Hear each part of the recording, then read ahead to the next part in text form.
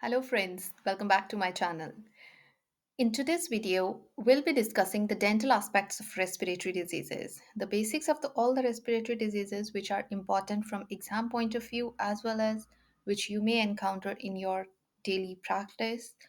They are discussed in the last video which I'll be linking down in the description box, and today we'll be discussing their dental aspects. But before going ahead, can I please ask you to subscribe to this channel and click the bell button, and please feel free to comment below. Let's get started. Patients with the respiratory diseases, they are very sensitive to respiratory depressants, for example, sedatives, hypnotics, and opiate analgesics. So we should be prescribing these medications with care. Okay. Any kind of physical or emotional stress, it may lead to respiratory failure. So we have to reassure the patient time and again. In upper respiratory tract infections, they are contraindicated to non-urgent GA. URTI, it may result in sinusitis, which is usually caused by Streptococcus pneumoniae or H. influenzae. Sinusitis should be treated mostly with analgesics and decongestants, but antibiotics may also be needed. This is something which we'll be doing when we'll be covering STSEP guidelines for prescription of medication. LRTI is an absolute contraindication to GA.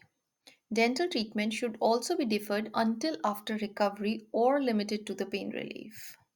Inhalation of any material from the mouth is more likely if airways are unprotected or swallowing is defective. For instance, following major surgery for oral cancer. And this will be discussed in the patients management of patients who are admitted in the hospital later also. Next is aspiration of tooth fragments, instruments, and other materials can occur during dental treatment if rubber dam is not used, or during GA if an inadequate throat pack has been used. Next is Legionnaires disease. Legionnaires disease is called by Legionella, commonly L. pneumoniae, although there are so many of them. Disseminated during the aerosolization of water from the dental units that have stood idle for long periods. You will be reading about this Legionnaire disease in detail in DUWL BDA sheet, which we can discuss. I can discuss if you tell me to discuss it now, otherwise, we can discuss it with all the BDA sheets. Flushing the system before treating the patient may minimize this possibility. There are so many ways in which we can minimize these. All of them they are discussed in that particular BDA sheet. Next is asthmatic patients. Asthmatic patients they can experience an attack during the dental treatment, which is precipitated by anxiety. Reassure the patient time and again during the treatment, before the treatment, so as to alleviate the stress or anxiety of the patient. Another change which you need to make in asthmatic patients is dental appointments. They should be kept short, stress free, and in late mornings or late afternoons. Ensure that patients they have got their inhalers in hand before the treatment starts. GA should be avoided as in any other respiratory disease. Sedatives should also be avoided as they may lead to respiratory failure. In asthmatic patients, relative analgesia is preferable. Okay? Drugs such as NSAIDs and beta blockers they may precipitate asthma. Patients who use steroid inhalers may suffer from oropharyngeal thrush, that's candidiasis, while those on systemic steroids are at higher risk of Addisonian crisis. So before treating the asthmatic patient, we should be well aware of the medication which patient is on for asthma, and this can tell us how severe the patient's asthma is. Okay.